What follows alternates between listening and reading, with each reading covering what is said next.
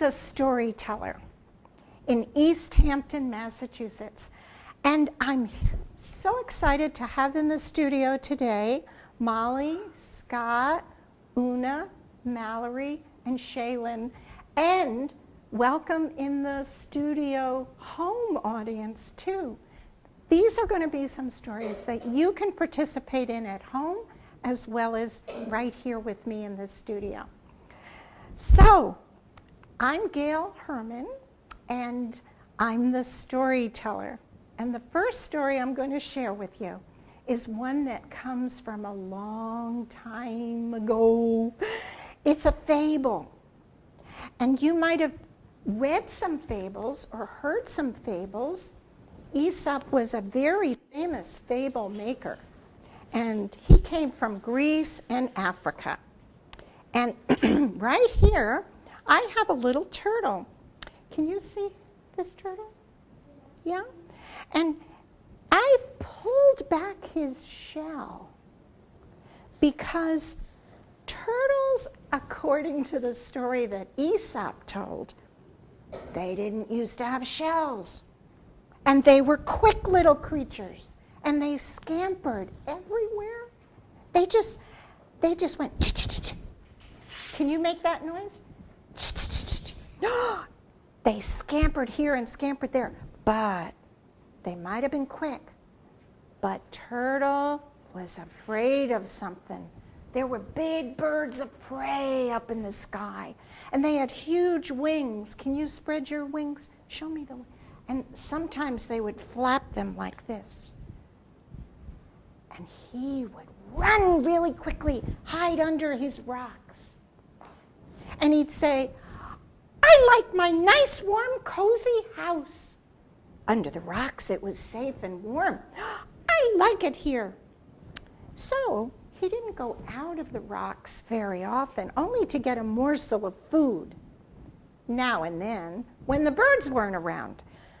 But one day, the king and queen sent a messenger into the forest. And the messenger had a proclamation, and he called it out to everyone. He said, all the animals report to the palace immediately.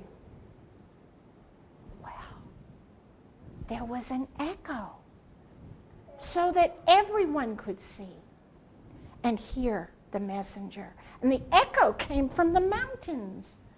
And I want you to try the echo with me. So hold your arm out like this. And we're going to do one note. And we're going to make it long and slow like an echo. Can you do that? All the animals report to the palace immediately. Well, the animals ran and jumped and hopped and skipped and slithered to get to the king and queen's palace.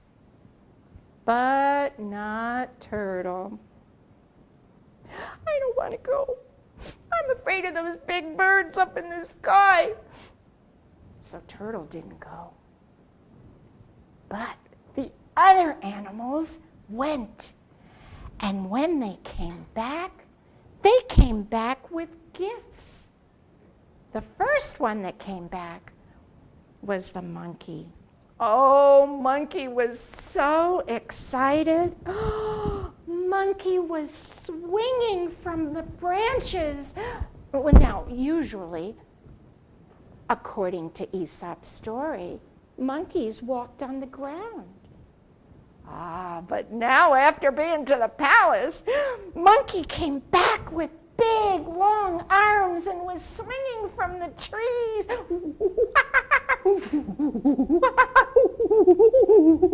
There was a lot of monkey talk going on. Turtle heard and came out from his little rock house and said, hey, monkeys, you look different. Where'd you get those long arms and legs? And Monkey said, which in monkey talk means, I got him from the king. I got him from the queen. And there was an echo because Monkey said it very loudly, and the sound came back. Can you do that? Let me hear some monkey talk.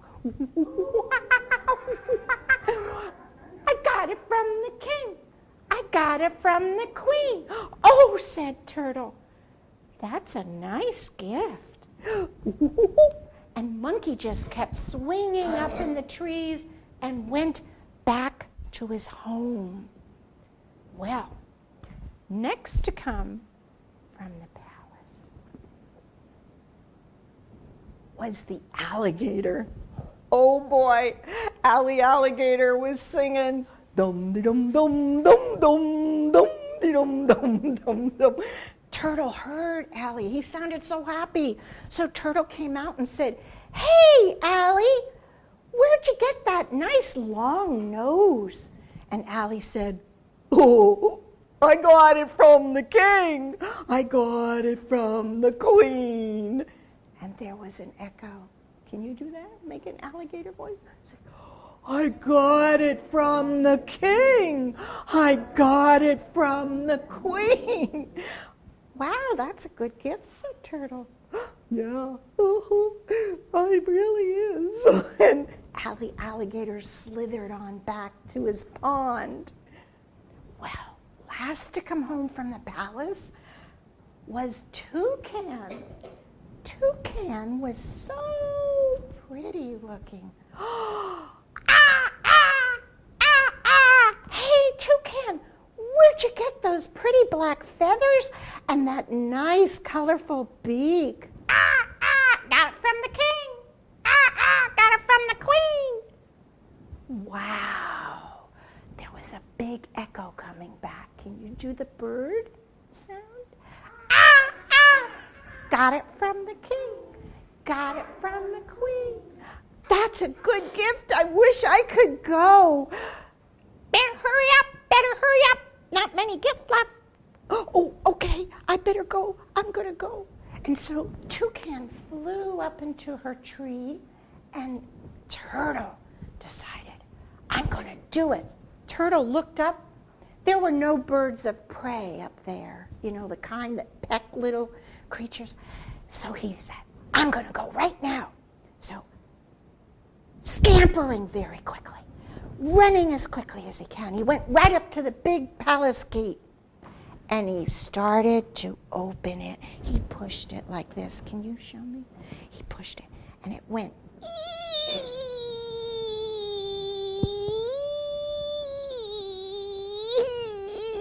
It was a very big gate, but when he got it open, he went inside, and he went right up to the throne room, and he said, "Hey, King and Queen, I'm here. I'd like my gift now." He didn't know what it was going to be. Well, the King and Queen sat up real tall. You know how kings and queens do? Yes, like that, Scott. Very big and tall. And looked at their timepieces and said, "Where were you when we called the animals to our palace?" Turtle just said, "Oh, well, I was afraid to come because the birds of prey, I don't have any protection. I was hiding in my little rock house. That's what I was doing. But now I'm here. I got here." Well, King and Queen looked at each other, and they said, "We have just the gift for you, Turtle." And this is what happened. In a blink of an eye, all of a sudden, Turtle had a shell on his back. "Oh, thank you, said Turtle. "Thank you very much." "What's it for?" He didn't have a clue what a shell was for. "Oh, you'll find out," said the king. And the queen said, "Be gone, be gone."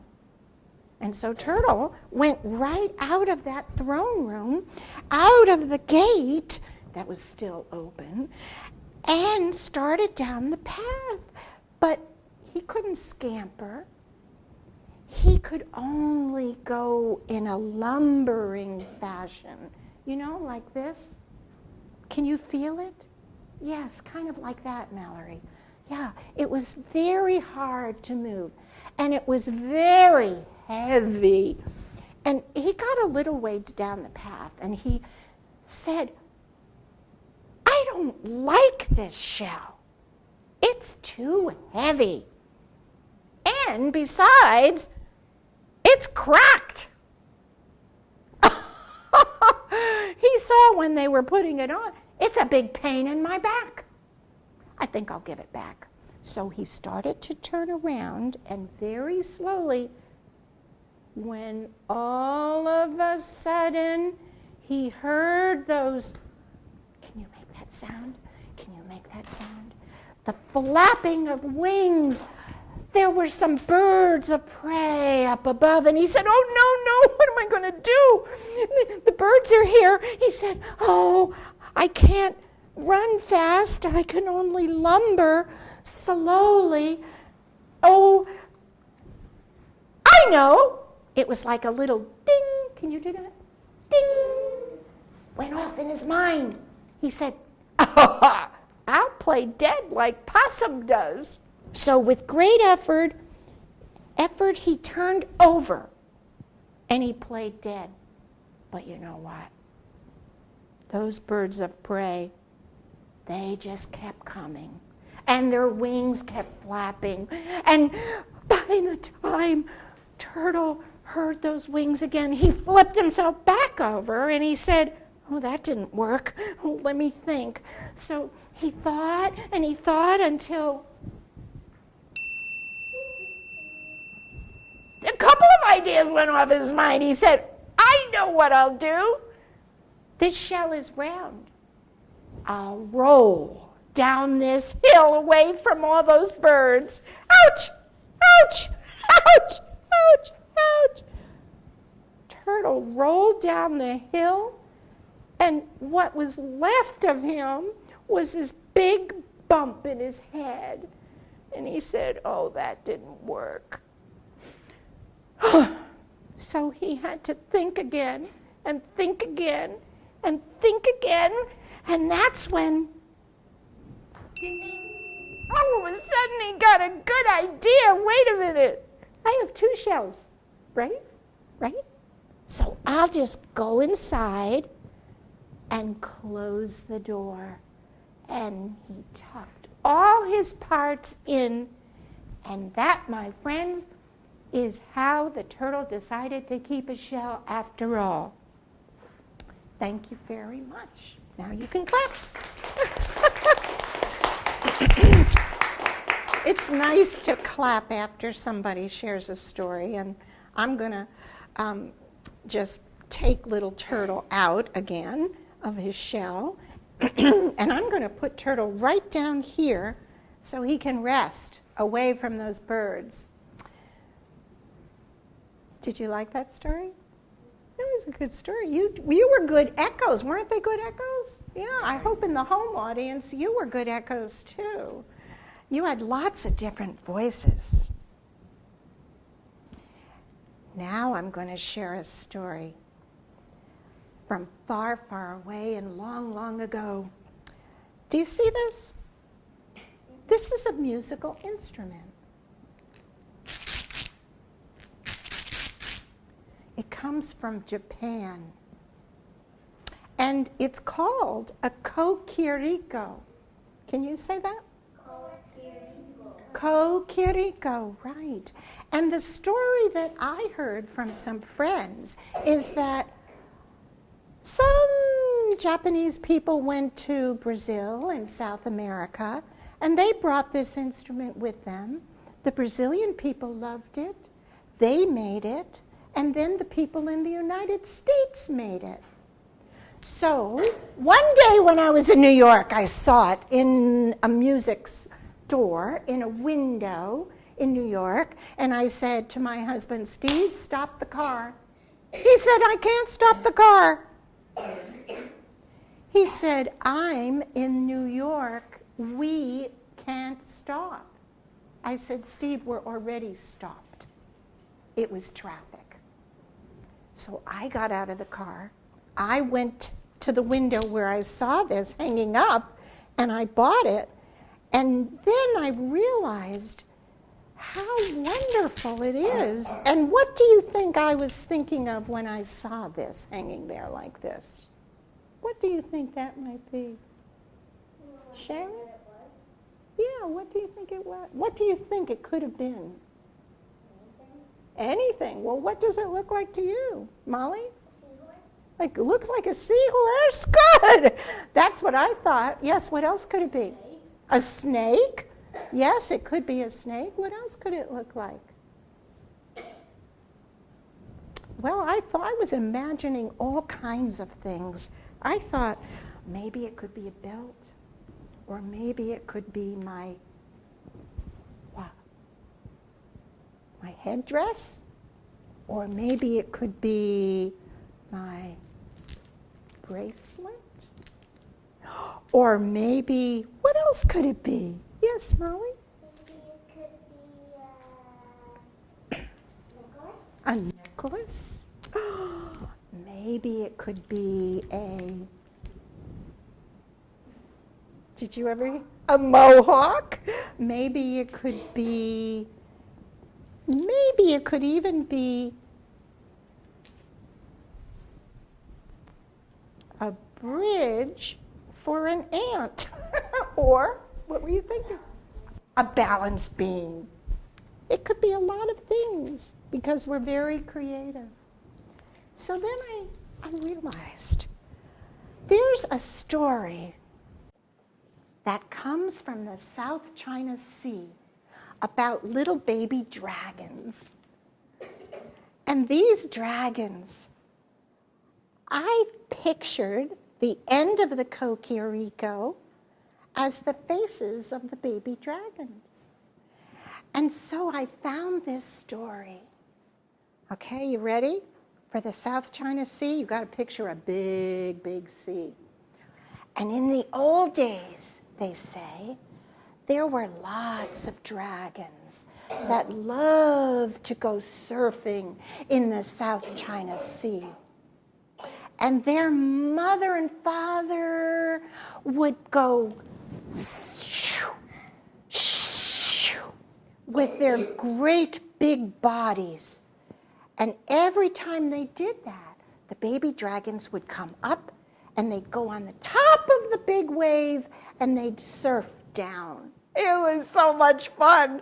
Baby dragons love surfing. Oh boy, we love surfing.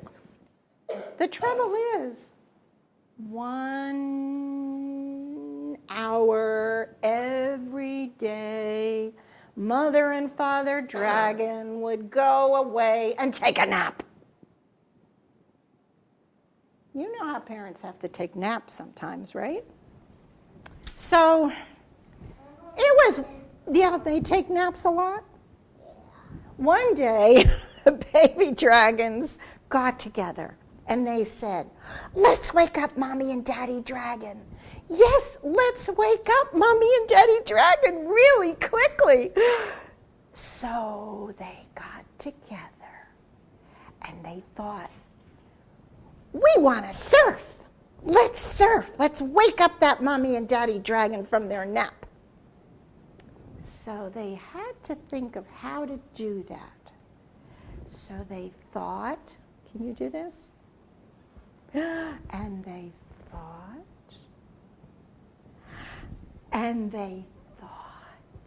until one of them got an idea how to wake up their mom and dad. Now, here's your part. This comes from an old tradition. I look out at you and I say, what do you think they did to wake them up? And then you put it into the story. Mallory?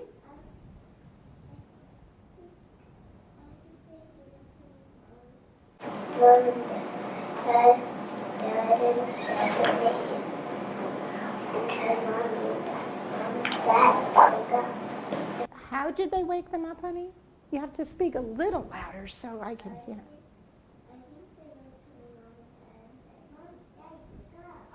That's the first thing they thought of. We'll go right over to them and we'll wake them up with voices.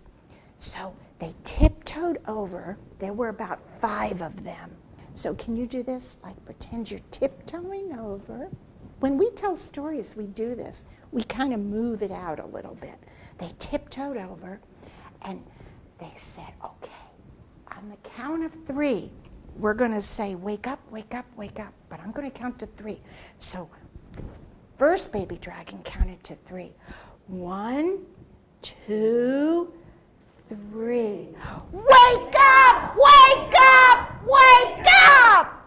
Oh, well, Mommy and Daddy Dragon, they just went like this. You know, they kind of shook. Can you do that? They shook like this, and then they opened up one eye. Can you do that? Can you do one eye? And then their little front legs, you know how dragons have those little front legs, went out and stretched, and they yawned.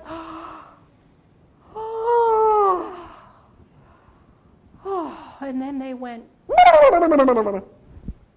They were back asleep, sound asleep.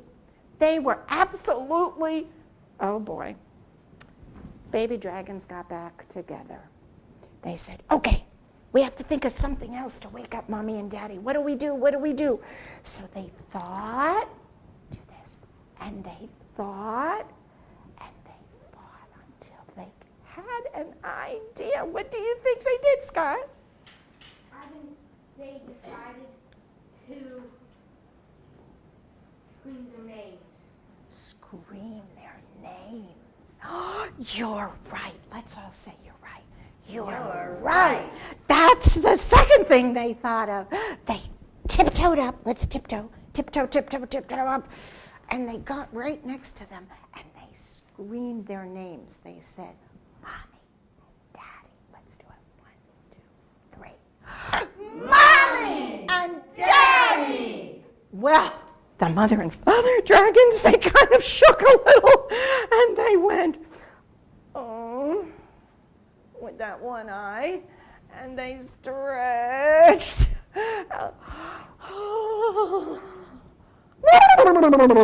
Can you do that? They were back asleep. But they weren't going to be deterred, these little dragons. They got together again. And they thought, and they thought, and they thought, until one of them had an idea. Bing! What was this idea they could do to wake up? Shaylin? They could jump on the bed. Jump on the bed. That's the third thing they thought of. Tell her she's right. You're right. They absolutely got there and jumped up on the bed. Let's all try that.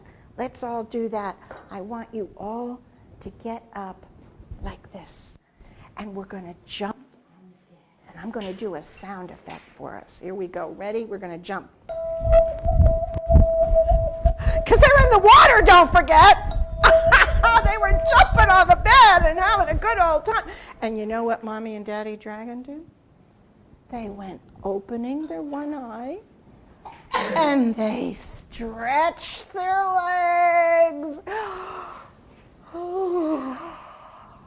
But this time, they got a little nervous. They were kind of awake, and they said, what time is it? It was like they woke up in a strange place. They were so tired. And they started to turn around and around, and their tails went up in the air, way up in the air, turning around. And just when they turned 5 times, the tips of their tails, you know those big scales that dragons have on their back? The tips of them fell right down, right there, in the middle of the South China Sea. And to this day, those little scales are piled up on top of one another. And you know, they call that the island of Taiwan. And that, my friends, is how the island of Taiwan came to be. And that's the story. Thank you very much. You did a good job. Now, I hope that the television audience at home were thinking of some ideas in the story. We had some ideas here, but we would love to hear from you about what ideas you thought of when you were listening to the story. So if you just want to send a note to the television studio in East Hampton at White Brook Middle School, I would be so happy to know what it is you imagined. So this is the end of our show, and I'd like to thank Shaylin, and Mallory, and Una, and Scott, and Molly for being with me today in the television studio. So until we see you again at home, and until we see you here in the studio again, we'd like to say goodbye.